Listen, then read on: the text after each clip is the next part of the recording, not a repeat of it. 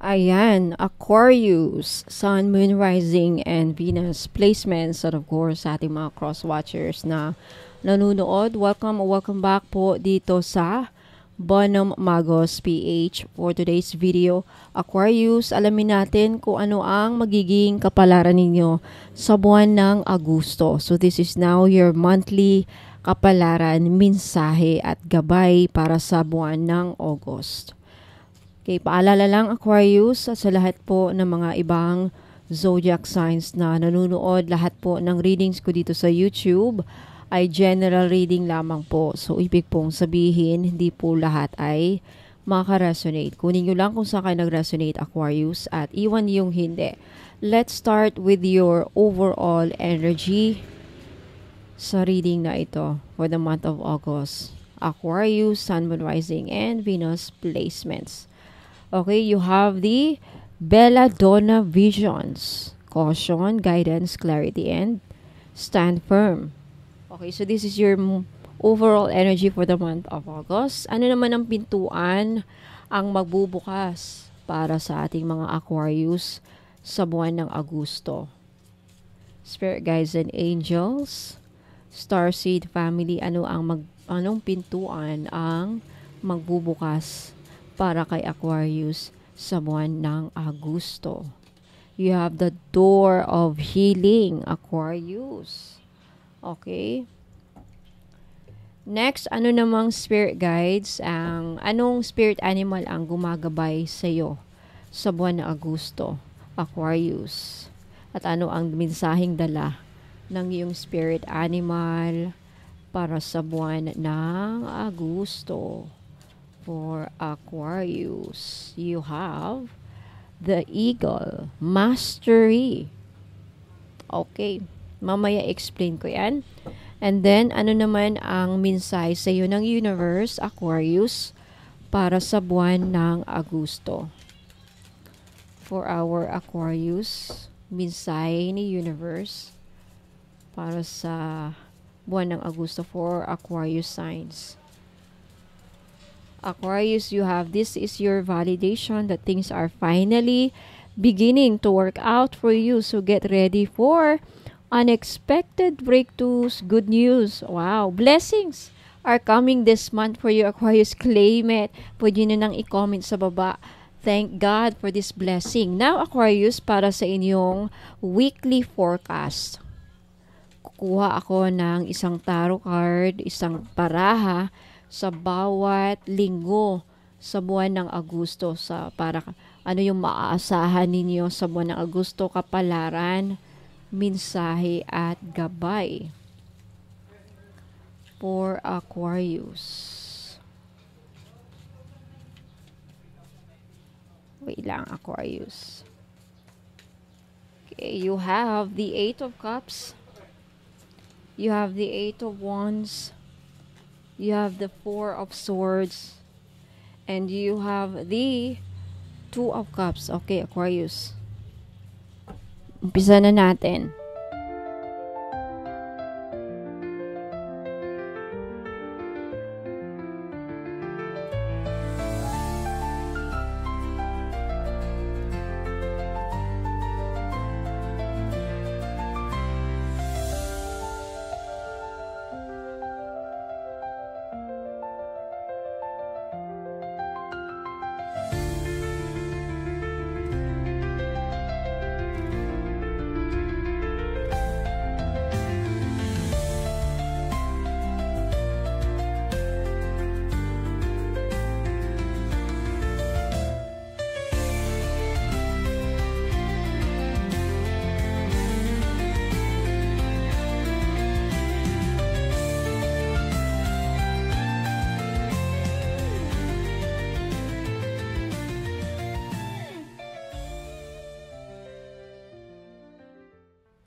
Alright, Aquarius, let's start with your overall energy for the month of August. No, you have Belladonna Visions.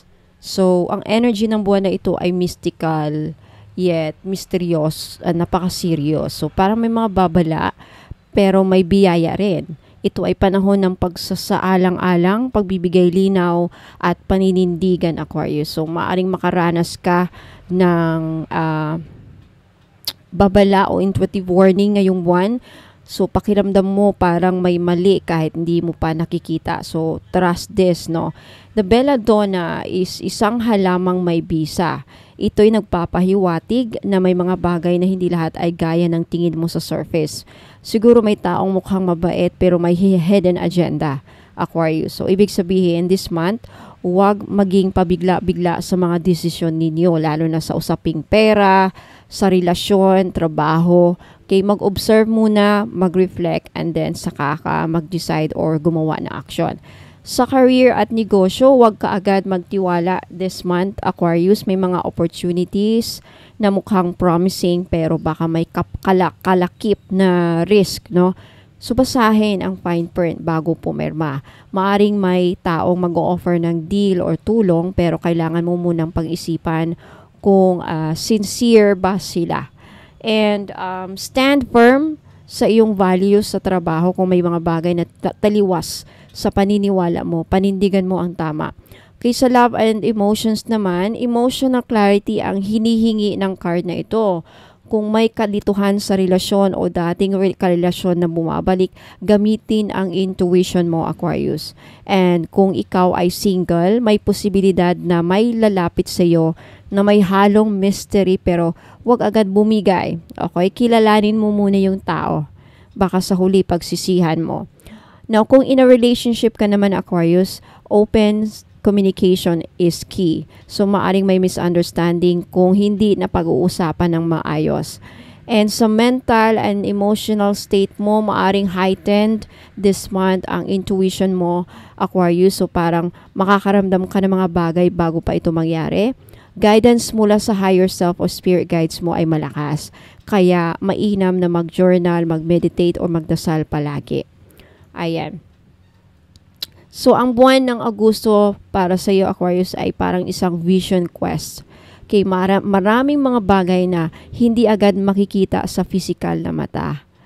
Pero kaya mong maramdaman ng puso mo at kaluluwa. So, huwag magpadala sa takot, pero maging matatag at marunong kumilatis, tumingin sa likod ng maskara ng ibang tao. Okay? Now, ano naman ang pintuan na magbubukas para sa iyo this month? You have the door of healing. Okay. So, isang banal na pintuan ng paghilom ang bubukas para sa iyo ngayong buwan ng Agosto, Aquarius. Hindi ito basta physical healing lang, kundi pangkabuuang paghilom ng katawan, damdamin, isipan at yung kaluluwa mo. Isa itong sacred passage na para bang inaanyayaan ka ng divine na magpahinga ka na, panahon na para maghilom. So, mga posibleng aspeto ng buhay na maghihilom sa iyo, emotional.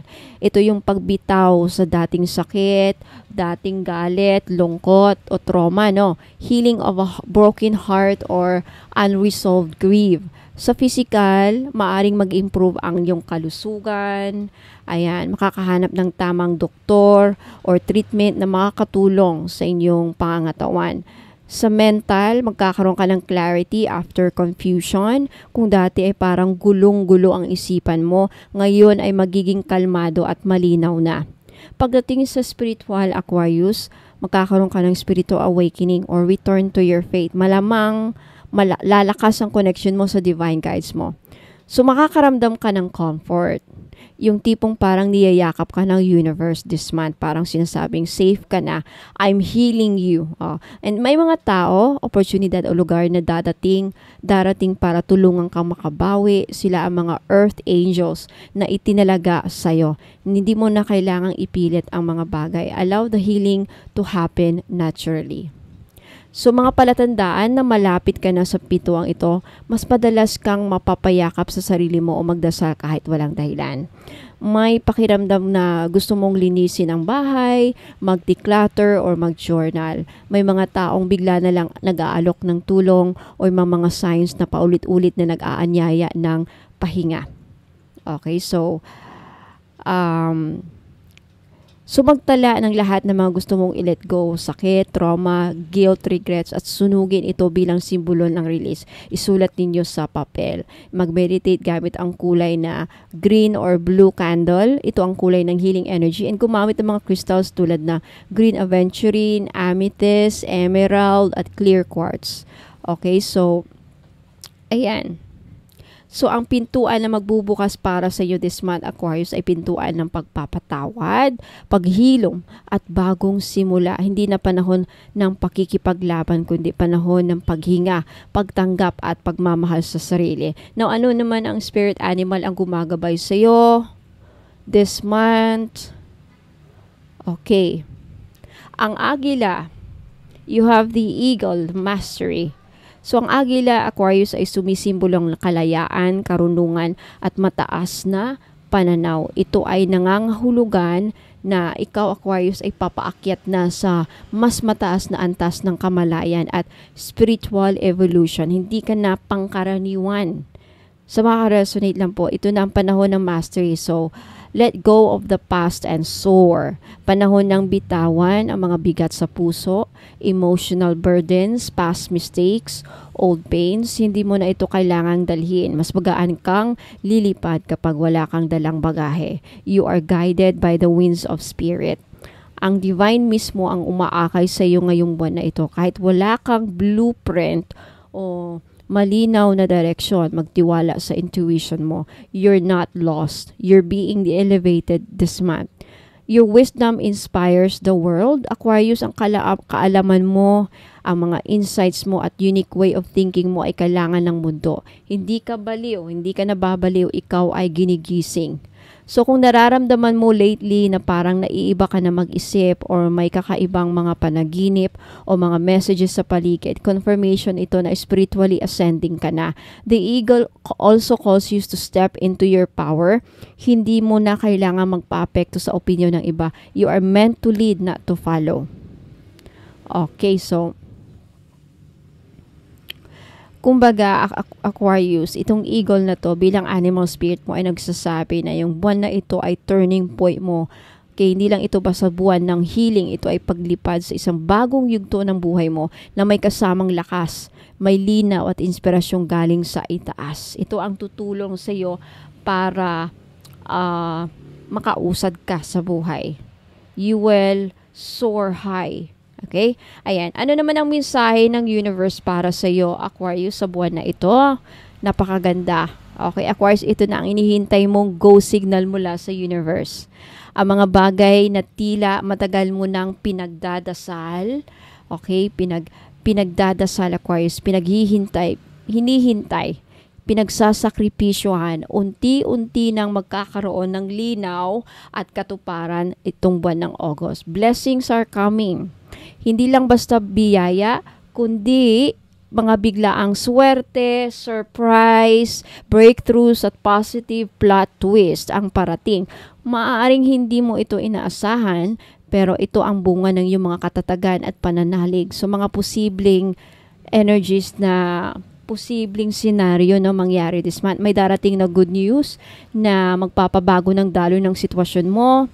Maaring may plot twist sa career, negosyo, love life, o personal path na magbubukas ng bagong oportunidad.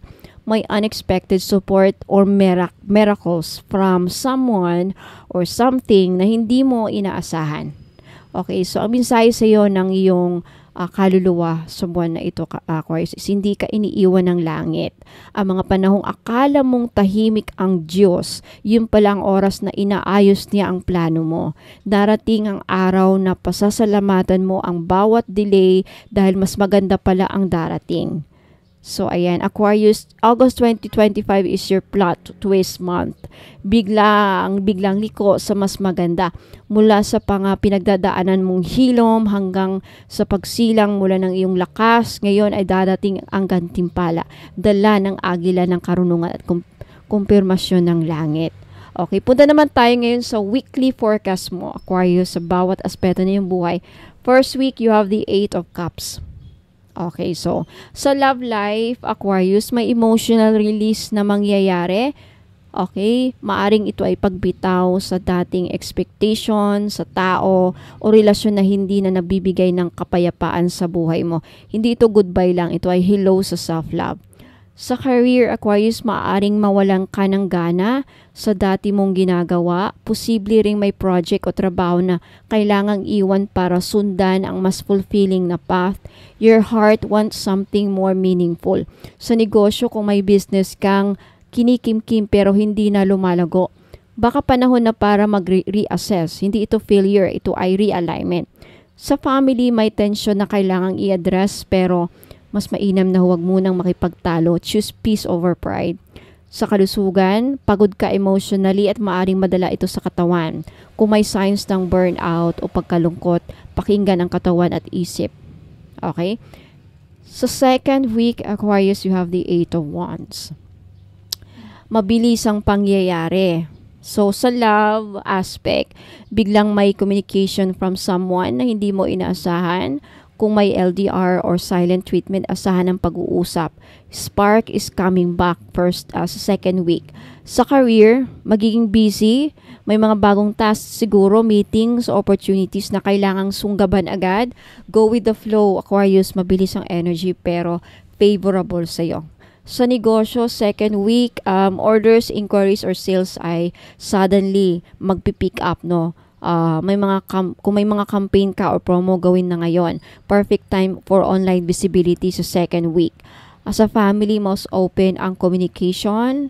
Good week for family travel, bonding, or resolving past miscommunications. Sa kalusugan, some of you magiging energetic pero wag susobrahan. Hydrate, stretch, and balance your energy. Baka mawalan ka ng tulog dahil sa dami ng ganap. Okay, so sa spiritual aspect, may sudden downloads or signs mula sa universe. Maaaring mabilis kang makaramdam ng mga mensahe or synchronicities, no? So don't ignore them. Ayan. Punta tayo sa third week mo, Aquarius. You have the 4 of Swords. Ito yung pahinga, tahimik na pagbawi, or kumbaga mental retreat din. So sa love aspect, kailangan ng space siguro. Okay? Hindi ito break up, kundi mutual rest lang. Kumbaga, let silence heal what words cannot fix. So, allow time and reflection sa relationship. Sa career, third week ng August, kung masyadong toxic ang work environment, this is the week to pause. Mag-pause muna. Use your leave if you must. Mental wellness over productivity ang kailangan sa third week pagdating sa career. Sa negosyo, medyo mabagal ang takbo. Pero use this time to strategize, Aquarius. Review your finances, review orders, or schedule spiritual cleansing for your business, no? And sa family, may quiet distance or unspoken tension. Hindi ito problema. Everyone just needs a breather kasi. So, mas maganda kung may alone time bawat isa sa third week ng August. Sa kalusugan, perfect week for healing ito. Therapy or even a detox. Listen to your body. It's asking for recharge. Kumbaga, kung makaresonate ka po. Sa spiritual aspect, Aquarius, this is a sacred resting phase sa third week ng August. So, perfect time for meditation, journaling, at spiritual retreat. So, you are not stuck. You are restoring lang. Okay? Last week ng August, you have the 2 of Cups. Ito yung pagkakaisa, pagmamahalan, at partnership. So, sa love life, beautiful connection. Kung single ka, Aquarius, this could be a new romance na magaganap sa huling linggo ng August, sa buwan ng August. Kung taken ka na, asahan ang mas malalim na intimacy, compromise, at healing conversation.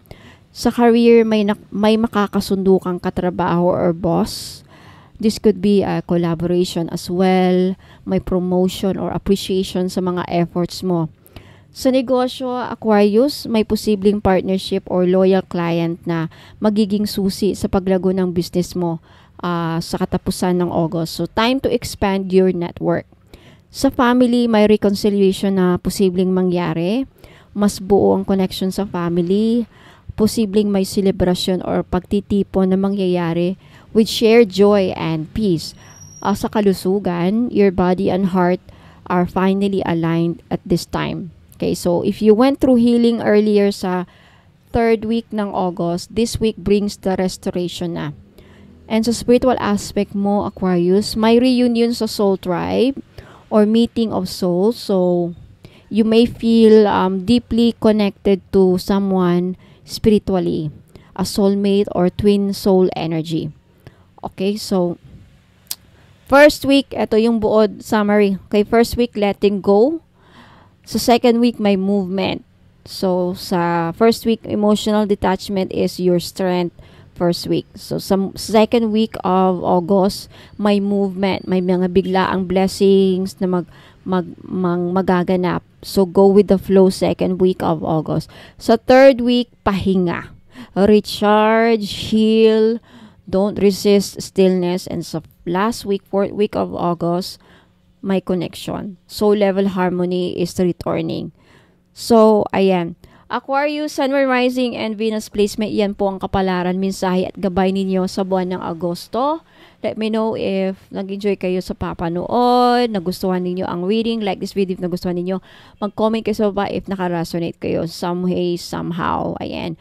And if you want to claim yung mga magagandang nabanggit ko dito sa inyong kapalaran, mag-comment kayo sa baba, paki-claim. At also, sa mga gusto pong magpa-ritual, naghahanap ng ritual, pwede nyo akong kausapin sa Facebook page, Bonum Magos PH, yung may blue check verified po ni Meta. Kung naghahanap kayo ng ritual sa problema ninyo, pwede nyong makuha ng libre. Basta makabili kayo ng item dito na ino-offer ko sa YouTube. Kasi yung mga pinopost ko po sa Facebook, medyo pricey po talaga ang mga prices. Medyo may kamahalan. Hindi kasya sa bulsa ng makamasa. Dito sa YouTube, ang mga ino-offer ko, kadalasan, mga yung abot sa kasya sa presyo. May item ka na, forever na ang visa, forever na nasa sa inyo, depende sa pag-alaga ninyo. May libre pang ritual. At sa mga testimonial naman po, kung gusto naghahanap kayo ng testimonials sa mga ritual, resulta ng mga pinaparitual ko, marami po kayong mahahanap sa Facebook page. Okay, mismo po ang mga clients ko doon nagko-comment sa mga comments sa mga pinopost ko. Ayan, feedbacks marami din po kayong mahanap doon. Now, paano ma-avail ang libreng ritual? Bili kayo ng item. If for some reason hindi nyo mabili dahil nasa ibang bansa kayo, kasi hindi po ako nagpapadala, wala po akong international shipping. Pero pwede naman nating ipadala dito sa Pilipinas, kamag-anak ninyo, kapamilya, kapatid, anak, kaibigan, kakilala. Sila na po ang bahalang magpadala sa inyo saan man kayo sa ibang lupalop ng mundo. Bahala na sila kung paano nila ipadala sa inyo. Okay, so yan.